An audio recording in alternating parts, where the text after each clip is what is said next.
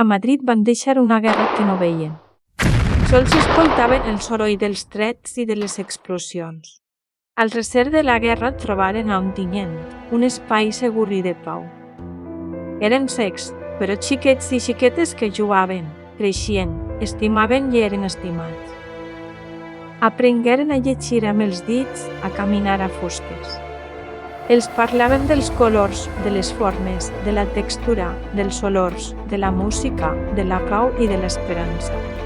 No sé, es difícil que yo pueda expresar lo que recuerdo del teniente, porque llenó mi alma de tanta luz, de tanta espiritualidad, de tantos deseos de colaboración al prójimo, de tanta felicidad